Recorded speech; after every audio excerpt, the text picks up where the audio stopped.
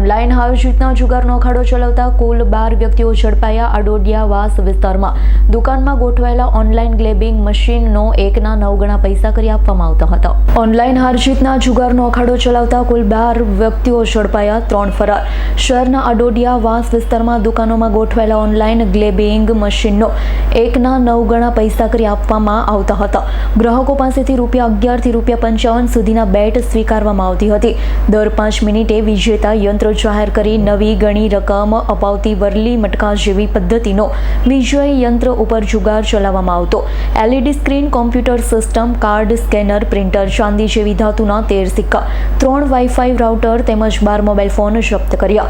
કુલ મળી 1,92,000ના મુદ્દામાલ સાથે 12 આરોપીઓને ઝડપી પાડવામાં આવ્યા હતા, જ્યારે 3 ફરાર થયા હતા.